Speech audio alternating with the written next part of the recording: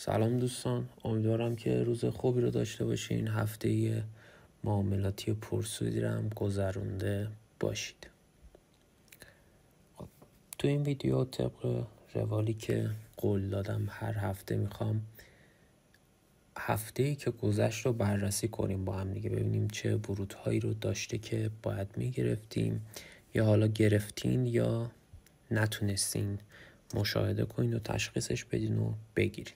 اول ویدیو بگم اگر ویدیوی استراتژی رو ندیدین، این بالا بس واسهتون کارت میکنم، اول برین حتما اونو نگاه کنین، بعدش بیاین این ویدیو رو تماشا کنین. لایک و کامنت و سابسکرایب هم یادتون نره، اون زنگوله رو هم بزنید که هر موقع ویدیو جدیدی گذاشتم مطلع بشید.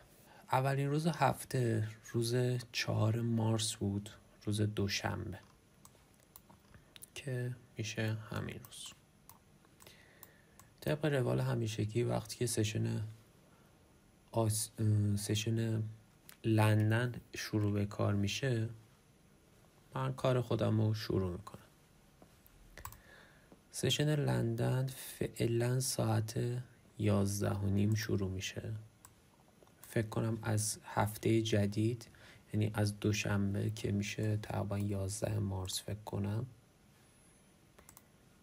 آره میشه 11 مارس. فکر کنم که تغییراتی تو اوپن و کلوز سشن ها داشته باشیم. ساعت آمریکا فکر کنم که عقب جلو خواهد شد، یا این هفته است یا هفته دیگه. خب خلاص ساعت 11:30 که دیگه استراکچری هم شروع کرده باشه رو داریم. ترند که من دارم میبینم این دو کف رو وقتی وصل میکنیم این ترند رو تشکیل میده. خب این از این.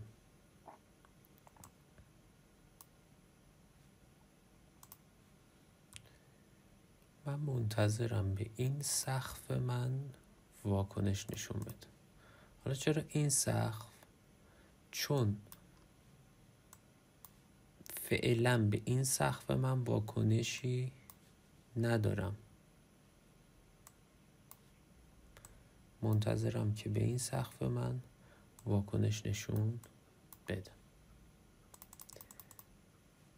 چرا اینا رو نگرفتم؟ چون هنوز فعلا این سقف دست نخورده است. باید اول این سقف واکنش نشون بده، بعدش سقف‌های دیگه. خب وقتی که برخورد کنه، خب برخوردشو کرد.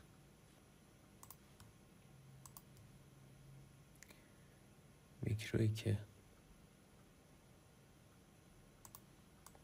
بگشم، البته این سقف نیست، این سقف برخوردشو داریم، این سقفه. الان دیدم. خب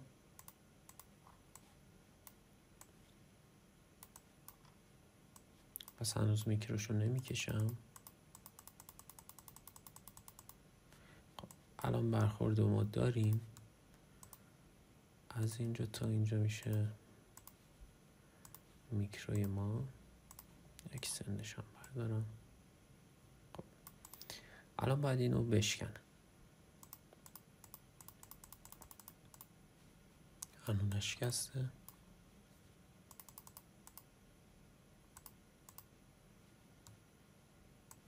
ترند لاین ما شادو شد، اصلاحش میکنیم. خب ترند ما اینجا شکست، پس میام چیکار میکنیم؟ یه ترند صعودی رو ما نداریم. برخورد یک که اینجا بود ردش کرده، هیچ. برخورد دومونم اولمونم منظور اینجا بود. خب اگر به این برخورد کنه فیک میشه، فیکش رو میتونیم بگیریم و منتظر بشیم که ردش کنه. میرم جلوتر.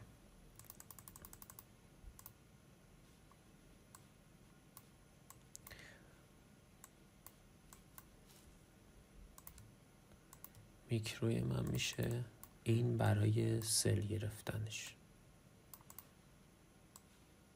برای اینکه سلش رو بتونم بگیرم با شکست این این میکرو رو من دارم. فعلا این خط روندم نمیکشم، خط روند نزولیمو، تا اینکه این کف رو بیاد رد کنه. اگر این کف رو رد کنه خط روند نزولیمو میکشم حالا هر کجایی که بود. خب این کف رو رد کرد، پس من میتونم خط روندم رو بکشم و میکروی منو نشکست. پس من اینجا نمیتونم وارد معامله سل بشم. خط روندمونم میکشم که میشه این. ببینید اگه دقت کنید این داره برای من یه کنج میسازه. خب شکستش از بالا میتونه برای من خیلی سودآور باشه. خب پس در مرحله بعدی شکست. حالا من میام میکرومو به سمت بالا میخوام بایشو بگیرم. محدوده امتیارم اومد داخلش، میکرومو میکشم. خب ببینید چون این شادو داره این نداره، میام میکرومو میذارم روی این. خب این از میکروی من و میکرو به سمت بالا شکست. اینطوری هم بکشین باز میشکنه، اینطوری هم بکشین باز میشکنه. خب میکروی من شکست. من میتونم از اینجا یه معامله بایم رو بگیرم، استاپ پشت این. حالا خودتون یه پیپ اضافه کنید. این میشه تارگت هم ریوارد 2. ببینید اینها لبه های، طبق ویدئویی که قبلا هم گفتم، اینها لبه های معاملاتی هستن که میشن اج ها.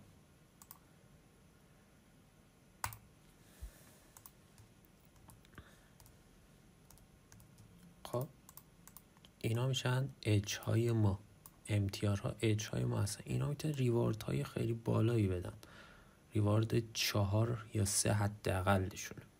حالا من طبق معمول میذارم روی 2، نمیخوام زیادشو بگیرم. خب این از تارگت این.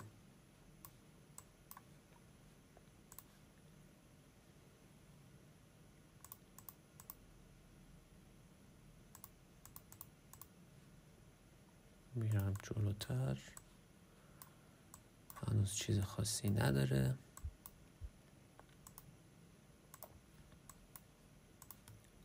خب این سقف برای ما شکست.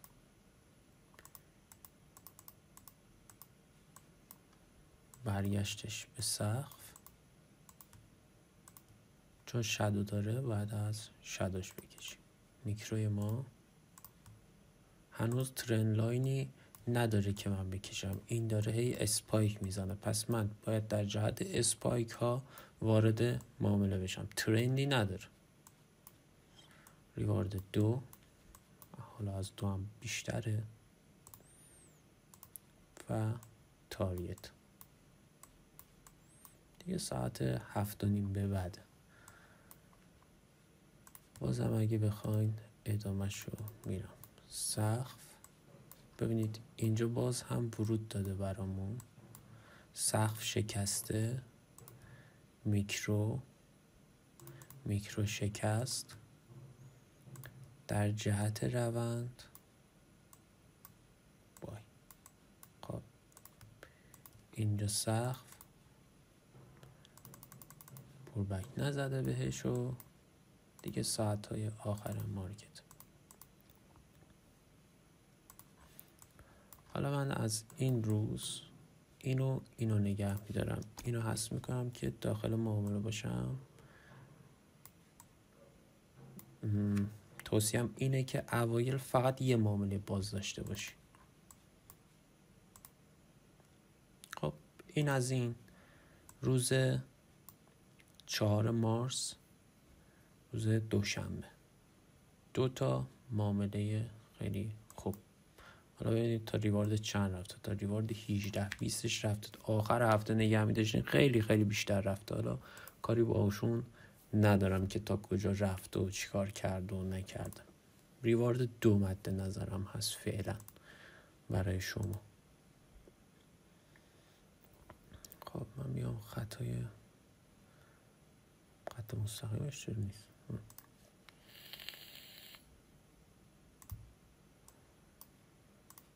خب ساعت 11:30 الان 5 مارس روز سه‌شنبه هفته گذشته. باز منتظر میمونیم که ساعت لندن باز بشه، سشن لندن اوپن کنه.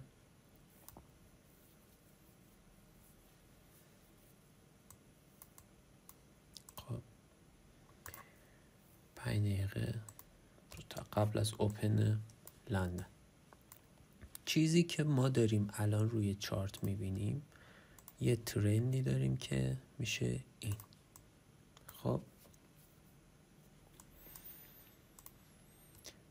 سقف داشتیم که این بود واکنش داده، سقف داشتیم که این بود واکنش داده، سقف داشتیم که این بود واکنش داده، سقف این بود که واکنش داده.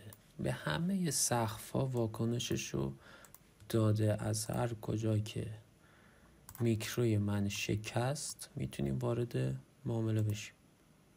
خب میکرو اینجا میشکنه.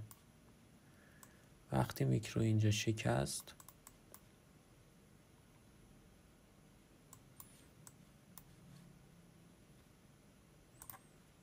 وارد پوزیشن میشیم. حالا بگو تو اینو شکست ندیدی، از قبول نداری که این شکست، منتظر کندل بعدیش بمون. این کندل، خب توی این کندل وارد شو، استاپت هم بذار این ور. ببین استاپت خیلی گنده تر میشه ولی عیب نداره. حالا ریوارد 2. خب سقفی هم که داره، کدومه سقفمون؟ اینه. باید اینو بشکنه یه بار دیگه پول بک باز بتونیم بگیریم. خب شکست، منتظر پول بکش هستیم. میکروش هم ساخت، پول بک هنوز نزده. اینم از پول بکش، اینم از میکرو. حالا چون این خیلی دیگه شادوش ناجوره، خب این هنو نشکسته. خب اینم از شکستش. معامله بای استاپ این و ریوارد 2. حالا این سقف منه، سقف منم شکست کلا. منتظر پول بکش هستیم برای معامله بعدی. سقف که این شادو رو نمیگیرم. ببین این هانتش کرده، سقف اصلی میشه این. منتظر پول بک هستیم. خب پول بکش رو زد. حالا ترند هامونم اصلاح کنیم. این ترند ماژور ما، اینم ترند مینور ما.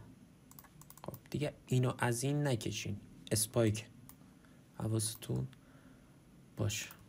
خب اینم از میکرو، منتظر شکست، اکستند میشه اینجا و شکست.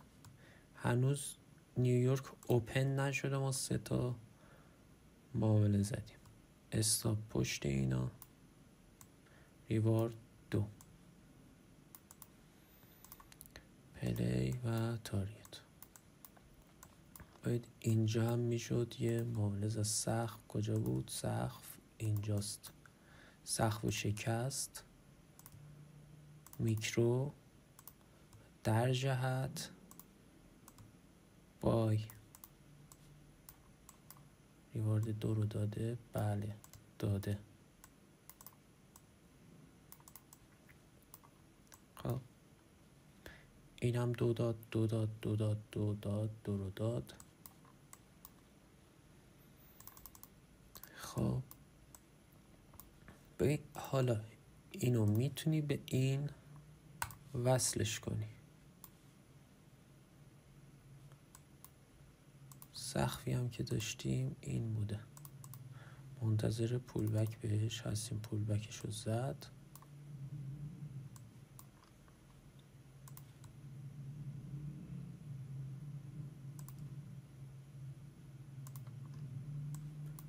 منتظر شکست میکرو، نشکست. و این ترند ما حالا اصلاحش کنیم بشه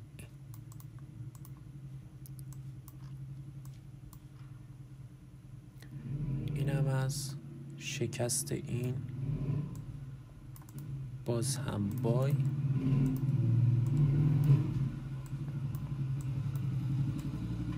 ریوارد 2 و پلی ریوارد 2 رو باز تاچ کرد. ببین حالا سقف ما اینه. تا اینو نشکسته نیاین لطفاً میکرو بکشین که وارد معامله بشین. هنوز اینو نشکسته. اینا رو هم هی داره شادو میکنه، اکستندش میکنم. دیگه ساعت معاملاتی دیگه تموم شد، دیگه بیخیاله.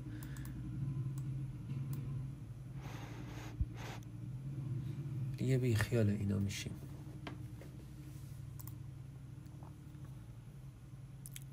برای روز بعد این هم تعداد معاملاتی که میتونستین روز سه‌شنبه از این 3 تا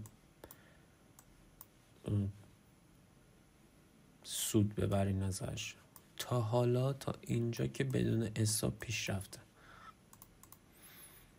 و این هفته استاپ داشت که چند تایی استاپ داشتیم.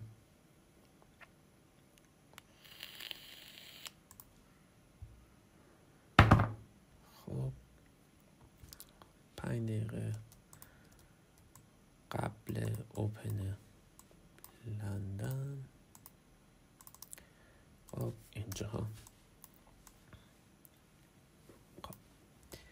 اینجا چی داریم؟ 6 مارس روز چهارشنبه میشه فکر کنم دیگه. روز چهارشنبه 6 مارس وقتی که اومدیم پشت سیستم، چیزی که داریم میبینیم یه ترند لاین صعودی به این شکل. خب سقف داریم این که هنوز واکنش نشون نداده. نیاین اینجا رو بگیرین، هنوز این دست نخورده برامون باقی مونده. اول این، بعدن این. خب واکنشش رو نشون داد. میکرو این بالاتره، باید اینطوری میکرو بکشیم. ناچارش اینه. خب ترند لاین ما به سمت پایین شکست.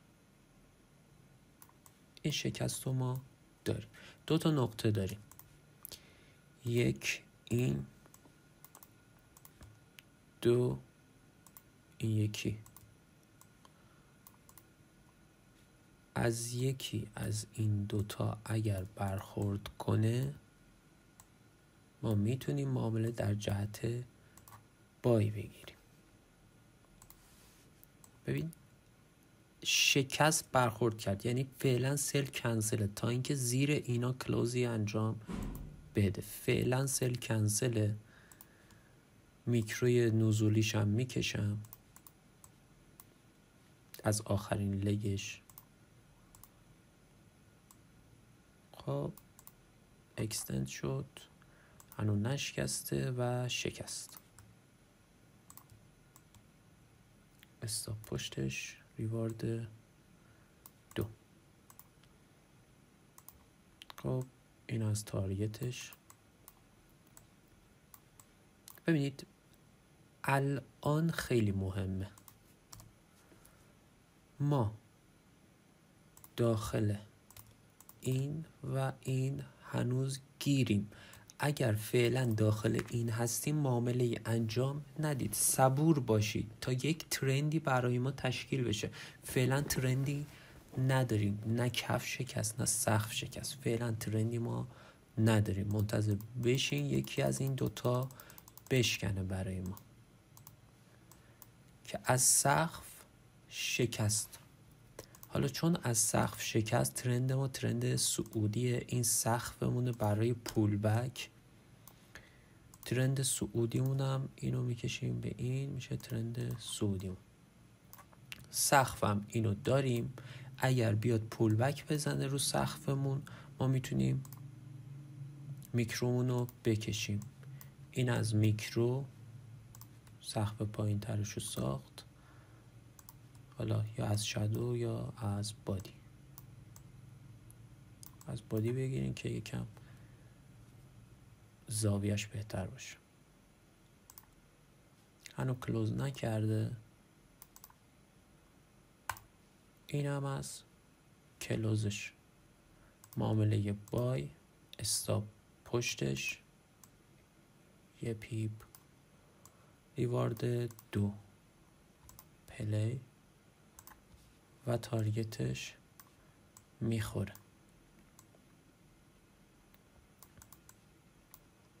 خب ببینید اینجاها ریز معاملاتی هم هست برای ما. اگر بخواین اسکلپ کنید، ببینید این سقف شکست، میکرو بای، ریوارد 2. خب این سقف شکست،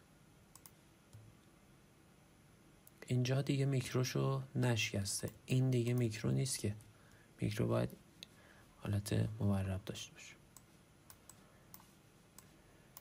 خب باز این میکروی ما، این سقف شکسته دیگه، پول بکم زده. میکروی ما بگیم این نشکسته فعلا. خب بگیم اینو شکست قرار ندیم، این شکست. هنوز ساعت 5، هنوز تازه نیویورک باز شده. ریوارد 2. الان یه ترندی برای ما اینجا ساخت. یه دونه هم اینو بکشیم، اینم مینور ما.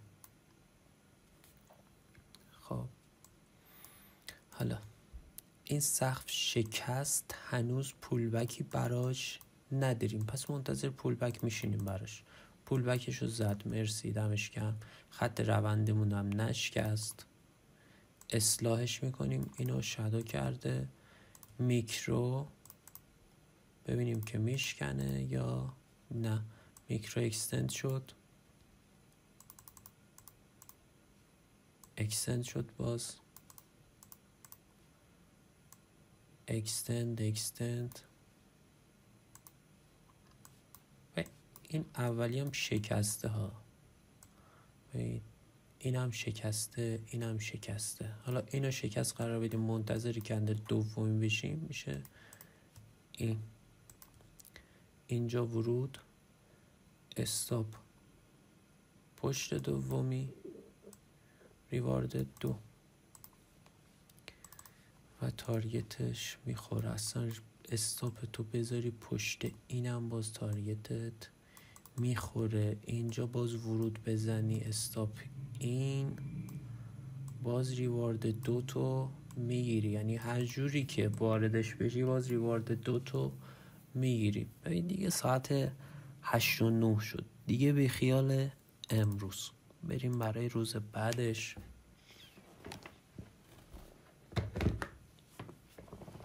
فعلا باز استاپی نداریم.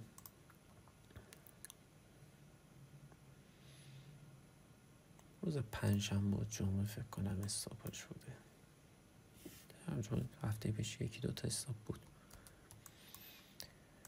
خب باز منتظر ساعت 11:30.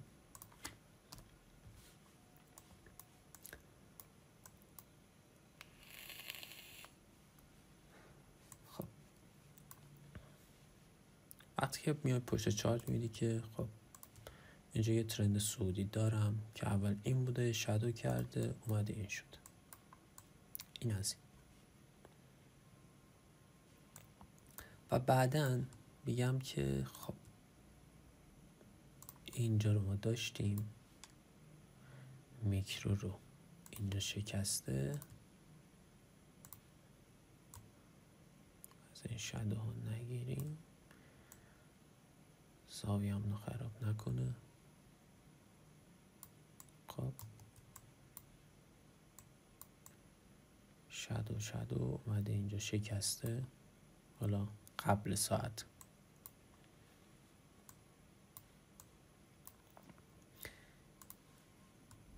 فعلا ما منتظریم که این سقف برای ما بشکنه اینجا، چون پولبک اینجا رو ما زدیم، پس منتظریم که این سقف برای ما بشکنه.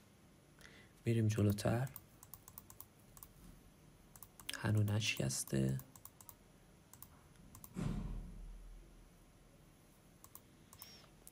ببینید اینجا یه حالت جالبیه، اینجا ما یک مثلثی رو تشکیل دادیم. خب حالا من میگم به این مثلث توجه نداشتیم که اینجا مثلثی وجود نداشت، طبق فقط ترند لاین میخوایم ما کاری انجام بدیم. خب اینجا ترند لاین ما میشکنه. خب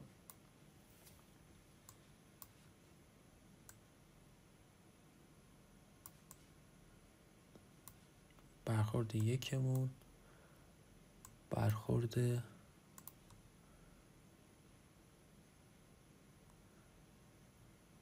دوم اینه.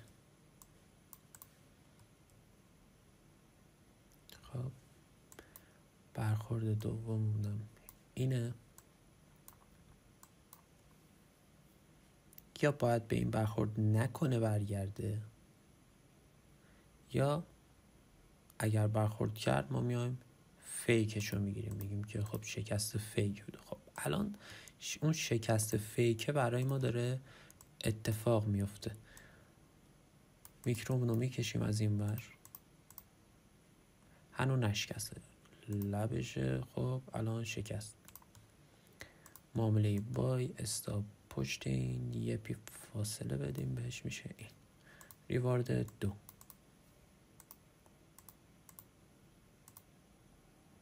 نزدیک استاپ اومد.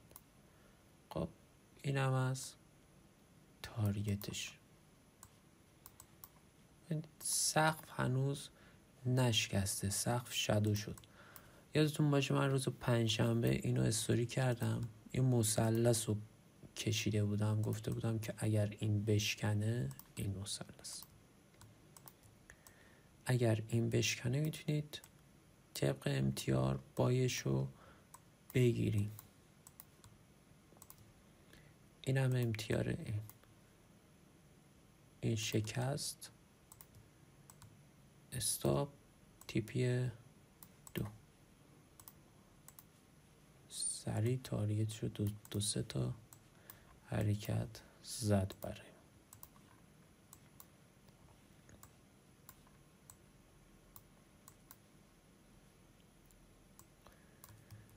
ترندمون رو اصلاح کنیم. میشه این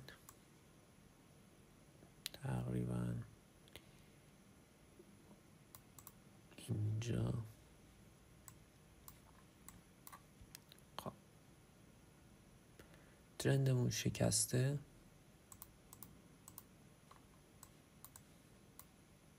ساعت 6 اوکیه. این هم از میکروی ما.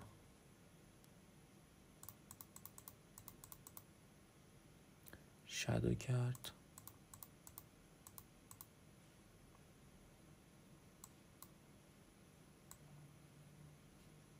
حالا بگیم شکسته، که حالا بگیم نه شکسته. خب استاپ پشت این ریوارد 2. ببینیم میده یا نمیده که داد و رفت. خیلی چسبوندم به این، فاصله شو بدم 1 پیپ فاصله 6 میشه. خب تاریت 2 ریوارد 2 شد، داد کند و رفت، برگشت. یه ساعت 7:30 به بعد ترندی هم تشکیل نشد، یا باید این سقفو بشکنه یا این کفو. ترندی ما نداریم.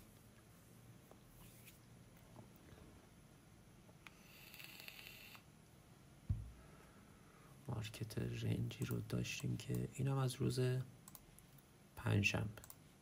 بریم برای روز جمعه که خبر فدرال میگم فدرال خبر NFP رو ما داشتیم ساعت 11:30 که میشه این. خب 11:30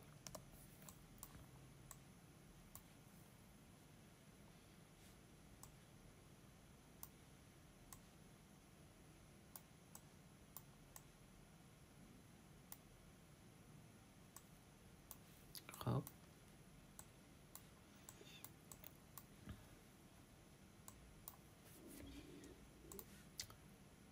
ما اینجا یک ترند نزولی رو داشتیم، شد این.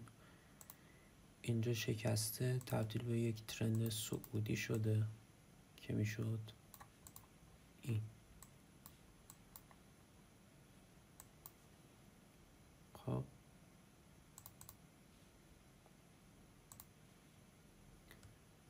این سقف برای ما شکست، منتظر پول بکشیم و یک ترند جدیدی تشکیل شده که میشه این. پول بک نزد، رفت بالاتر.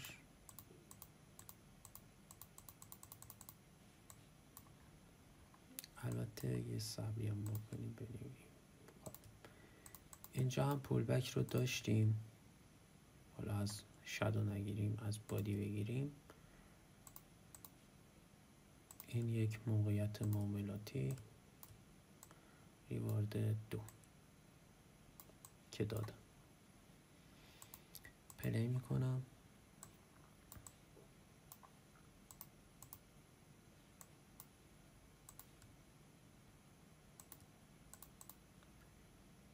شکستش، اینم میکروش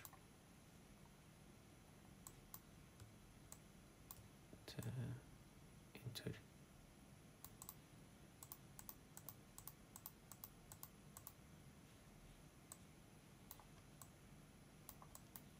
خب با شکست این میکرو اینجا وارد معامله بای میشدیم، ریوارد 2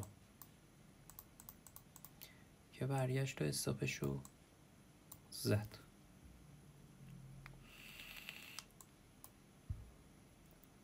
هم استاپشو زد، هم اینجا این ترند ما رو شکست. پس چیکار میکنیم؟ این معامله ما استاپ شد، اوکی، نوش جونمون. الان برعکسش، الان میخوایم سلشو بگیریم. برخورد اولمون هم اینجاست که هنوز بهش نرسیده، خدا رو شکر. خب اینم از میکروی سعودی. شادوها رو اصلاح کنیم، بگیم نشکسته هنوز، اوکی. کندل بعدی این دیگه شکست. استاپ، تاریت 2. ببین اینو من خودم کجا تاریتشو گذاشتم؟ اخبار NFP داشتیم و کلوز نیویورک، سشن نیویورک روز قبلم اینجا برای من کلوز شده بود. تارگتم رو گذاشتم اینجا. چرا؟ گفتم که با خبر احتمال این هست که بیاد تا کلوز نیویورک روز قبلش، چون الان خبر توی نیویورک بود دیگه. گفتم احتمال اینکه بیاد اینجا هست. خب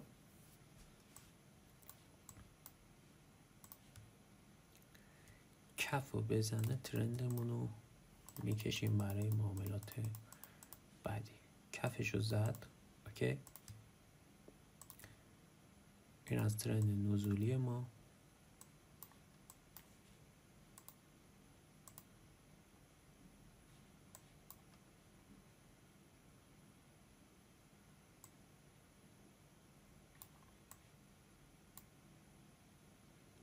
منتظریم به این کف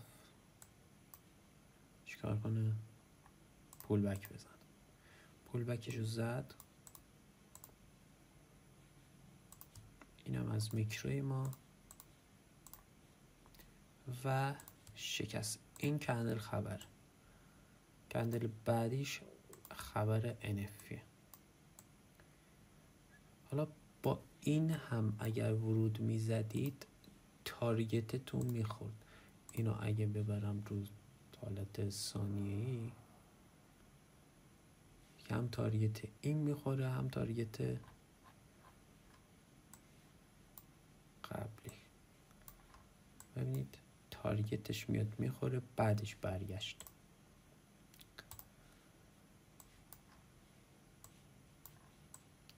این از اینها. اینو پاک کنم چه خط شد. خب. حالا ترند ما به سمت بالا شکست. خب این از نقطه امتیار ما. منتظریم که برگرده بهش. برگشت. اوکی، دمش گرم. این هم میکروی ما. جلو هنوز نشکسته. شادو بگیریمش اینا رو.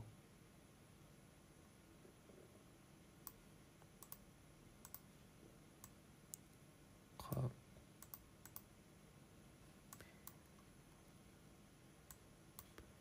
این هم باز بگیم که نشکسته. این برای من شکسته. بگیم که نشکسته. خب این دیگه برای من شکسته. استاپ پشت این. ریوارد 2 و ایزی. خب این هم از این. دیگه ساعت 8:30 شد. دیگه ولش میکنیم به امون خدا و این هفته هم اینطوری تموم میشه. اگه بخوایم ریزولت هفته پیش رو در نظر بگیریم، ببینیم که چند تا معامله میتونستیم داشته باشیم. با 3 تا. خب اینترنت برگشت. بریم از اول هفته بشماریم که چند تا معامله داده و چند تاش سود شده و چند تاش ضرر شده.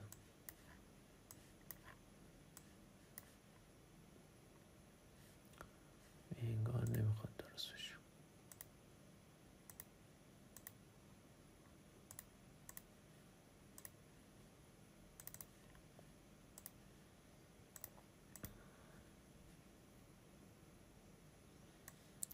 خب از اول هفته 2 تا 1 2 3 4 5 تا سود دیگه. 1 2 3 4 5.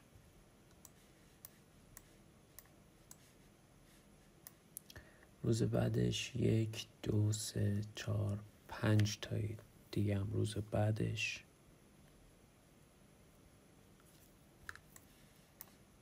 خب روز بعدش که میشه 5 شنبه 1 2 3 تا.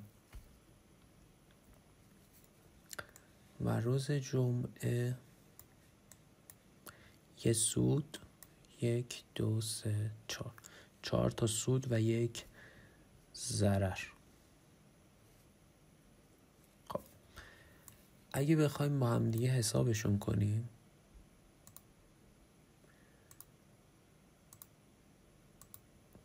اکسا کجا بود؟ خب اگه بخوایم با هم دیگه حساب کنیم که چند تا میشه،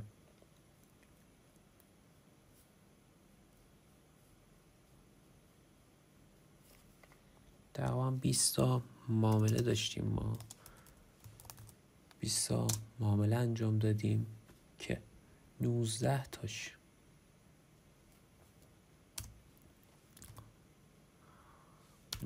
تا ما تیپی ریوارد 2 گرفتیم و یه دونه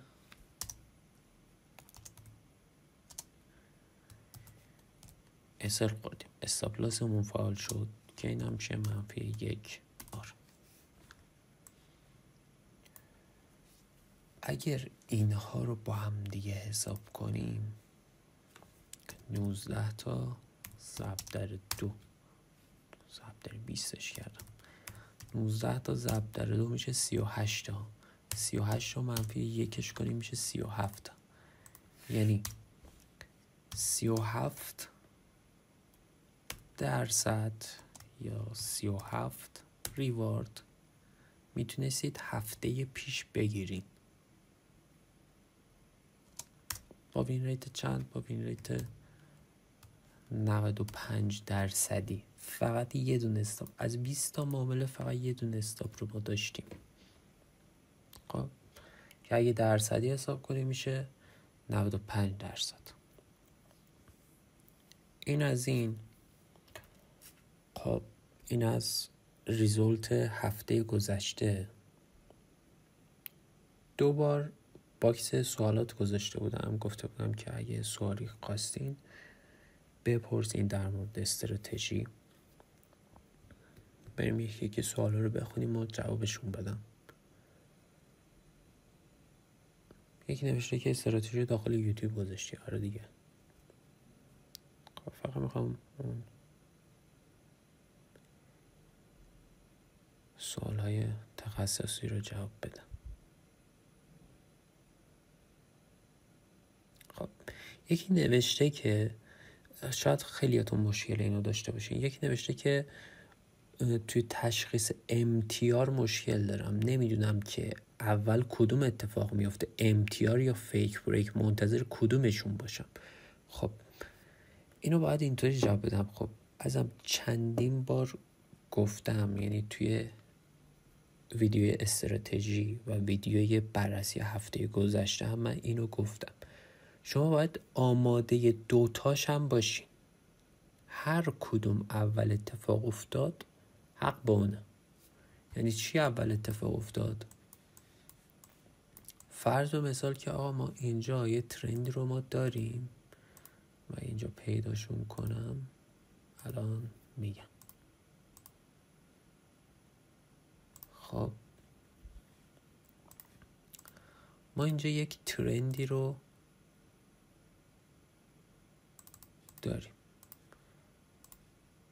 این ترند لاین ما. خب 2 تا برخورد داره دیگه. برخورد یکش 1 و کجا رفت؟ 1 و 2. خب حالا ترند لاین ما میاد اینطوری یا از اینجا میشکنه. تو میگی این و اینو داخل باکس میکشی، این دوتا رو. اگر به این باکس نخورد، برگشت پول بکش رو زد و امتیار داد واسد، امتیارش رو میگیری، سلش رو میزنی. خب اینجا وارد معامله سل میشی اینجا. اگه نه اومد مستقیما خورد به این، امتیار تشکیل نشد، مستقیم خورد بهش. اگر اومد مستقیم خورد، تو منتظر میمونی یا این به سمت پایین بشکنه خب یا بیاد اینجا میکرویی که اینجا در حال آمدن ساخته اون میکرو رو بشکنه و تو اینجا بایشو بگیری. یعنی آماده هر دو حالت هم تو هستی. حالا هر کدومش اول واسه تشکیل شد تو اونو میزنی، چه فیک تشکیل بشه چه سل تشکیل امتیار تشکیل بشه. حالا بعضی مواقع هم میاد ما اینجا یه برخورد با شادو داریم که وقتی که اینطوری شادو میکنه نقطه دوم میشه این. حالا بعد این شادو میاد چیکار میکنه؟ میاد که اصلاح ریز باز میشکنه. وقتی که اینجا شکست نقطه دومت اینجاست، اینو که کلن دیگه خودش شکسته. پس اینجا اگر بخواد فیک تشکیل بشه باید بیاد نقطه اولش، اول شروع روندش. نه، این موقع احتمال امتیار خیلی بیشتره که اینجا امتیارشو بگیری و سلتو بزنی. این از این سوال.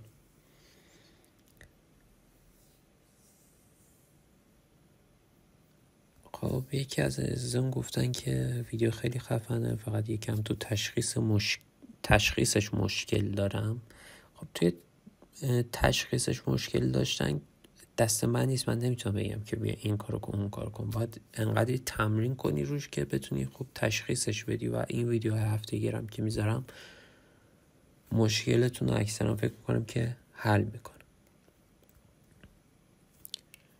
نمیشه وین ریت استراتژی چنده؟ خب از ما ببینید وین ریت استراتژی نمیشه گفت که الان 100، هفته بعد 60، هفته بعدش 80. هفته گذشته که دیدیم وین 100 داشت، این هفته وین 95 داره، هفته بعد نمیدونم چه اتفاقی میفته، ماه بعدم نمیدونم چه اتفاقی میفته، ولی هولوشه. حالا من بدترین حالتشو بگم 70%، بدترین حالتش 60%. خب این از این. یکی گفته که در مورد تارگت گذاشتم بگو. وید اوایلش ریوارد 2 بگیرین، خواهش میکنم اوایلش ریوارد فقط 2 بگیرین. چرا میگم فقط 2 بگیرین؟ تا ذهنتون یکم آماده باشه و اون مثبت بودن اکانتتون، مثبت بودن هیستوریتون رو لمس کنید. بعدها میگم که چه کارهایی بکنیم برای ریوارد های بالاتر گرفتن، تارگت های بالاتر گرفتن. فعلا فقط روی ریوارد 2 کار کنید. یک نوشته استراتژی برای فقط تایم 5 دقیقه است. نه، روی همه تایم فریم ها، هر تایم فریمی که کندل داره، قیمت داره، میتونید این کار رو انجام بدید.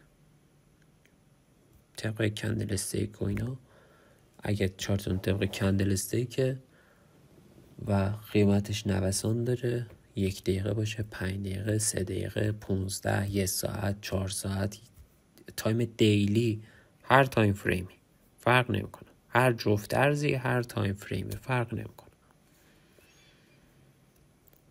یکی نوشته که بعد از نوشتن استراتژی چقدر باید، البته این سوال در مورد این نیست ولی جواب بدم که دوستمون به سوالش برسه. یکی نوشته بعد از نوشتن استراتژی چقدر نیازه که بک تست بگیریم یا با دمو کار کنیم یا پول واقعی؟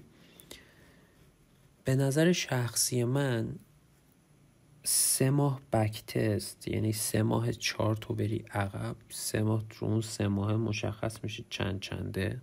خب حداقل 3 ماه هم ریل بزنی، حالا چه با دمو بزنی چه با یه پول خیلی ناچیزی بزنی که دستت بیاد. خب این از اینا.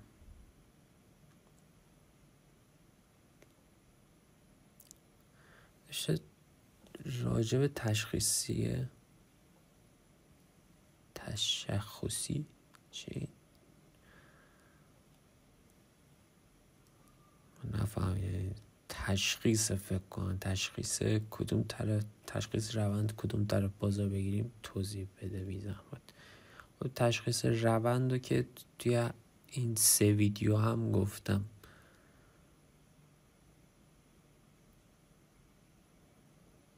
استراتژی هانت سشن رو چند بار در هفته میگیری؟ هانت سشن رو من دیگه نمیگیرم، اونو برای کسایی گفتم که در طول روز فقط نیم ساعت 1 ساعت میخوان که بیان کار کنن، روی جفت ارزا اونو انجامش بدن.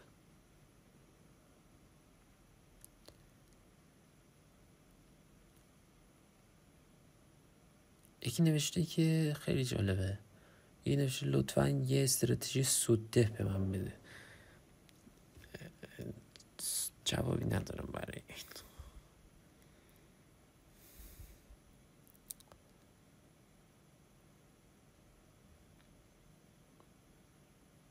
خب اون تخصصی ها رو، اون که شخصی اون رو ولش کن. یکی نمیشه رو طلا فقط جواب میده. نه عزیز، گفتم که روی همه جفت ارزا، کلا بازار مالی که با کندل استیک قیمت داره سر کله میزنه، اوکی میتونید کار کنی روش. یکی نمیشه فیلم های یوتیوب پیش نیاز دوره خودتونه. خب خودشه، یعنی استراتژی که دارم باش کار میکنم و گذاشتم واسهتون دیگه.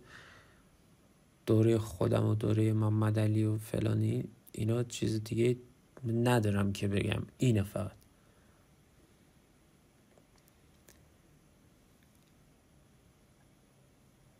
خب یکی باز گفته که نمیفهمم که ترند لاین فیک میشکن و نه که توضیحشو دادم.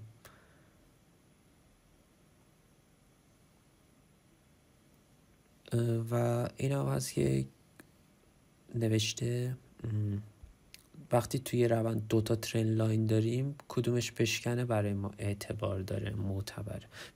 شکستن هر 2 تاش هم برای ما اعتبار داره. خب فکر کنید که اینم از اینجا اومده، حالا اینطوری بگیم، خب این از اینجا شکست. اگر اینجا سریعتر برای ما امتیار داد، میتونیم تا اینجا یا حتی پایین ترش ما بگیریم. اگر خورد به ترند لاین اصلی، ببین این مینور ماست، اینم ماژور ماست. اگر با شکست این وارد معامله شدیم، امتیار این وارد معامله شدیم، باید مواظب خط ترند لاین اصلیمون باشیم. خورد بهش یا بیا فری کن معاملتو، یا کلا دیگه معاملتو از اونجا ببند و بیا بیرون. شکست هر 2 تاش برای ما معتبر.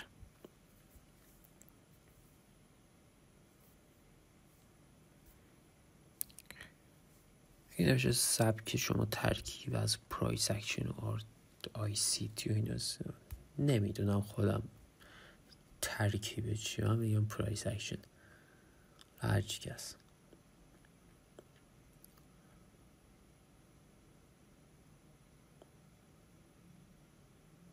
یکی باز گفته که آیا تو تایم فریم های من فقط تو تایم 5 دقیقه زدم این چند روز، آیا تو تایم فریم های دیگه هم جواب میده؟ آره جواب میده.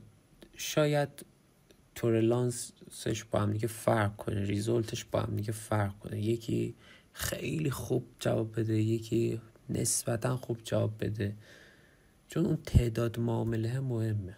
مثلا بری تو 1 دقیقه وین ریتت میاد پایین تر، چون تپ و تپ داره خط میشکنه، خط درست میشه، ترند ساخته میشه. همه اینا رو باید در نظر داشته باشی. این همون استراتژی خودته. آره استراتژی خودمه، چیزی که داریم تو روز میزنم و دیگه گذاشتم واسه شما هم استفاده کنید. یه ایدی برای من میشون. خب میشه خط روند درست کشیدن. خب خط روند درست، تو وقتی که اصلا میای پشت چارت یه کندل هایی تشکیل شده ای، باید یه بازه زمانی بیای، چه میگم تحلیل زمانی دیگه، باید تو یه تایمی بیای که مارکت یه استراکچری به خودش گرفته. به خاطر من همین میگم که من ساعت 11:30 میام پشت چارت، 10:30 میام پشت چارت، چون که استراکچری تشکیل شده باشه. اگه اینطوری یه کف پایین تر، یه کف بالاتر، یه سقف بالاتر، یه سقف بالاتر تشکیل شده بود، خب این صعودیه. اگه سقف ها و کف های پایین تر بود، اینم نزولیه. سقف ها رو به هم دیگه وصل کن، ترند لاین نزولی، کف ها رو به هم دیگه وصل کن، ترند صعودی. حالا شاید یه ویدیوهایی در مورد این بسازم، شاید هم نسازم، چون پره. یوتیوب رو بزنید پره که چجوری خط روند درست بکشیم و اینا. توی ویدیوهای بررسی هم که میذارم، اگه دقت کنید اون مشکلاتی که توی خط روند کشیدن دارین اینا هم حل میشه. باز یکی در مورد تایم فریم پرسیده که اونم بازم جواب دادم. یکی هم نوشته که وقتی ترند لاینمون میشکنه و روی یکی از اون دو نقطه واکنش نشون میده، دیگه امتیار نمیشه گرفت. نه دیگه نمیشه گرفت. اگر شکست، اون نقاط شکست، میتونیم امتیار بگیریم، ولی تا وقتی اون نقاط نشکسته، نه امتیار رو نگیریم بهتر. ما سوالاتم در همین اپ بود دیگه، سوال خاصی نداشتیم پرسیدین. خب اینم از این ویدیو. ممنون که تا اینجا همراه ما بودین. باز لایک و کامنت و سابسکرایب یادتون نره. اون زنگوله رو هم بزن که هر موقع ویدیو جدیدی گذاشتم مطلع بشین. دوستتون دارم. خداحافظ. پیس.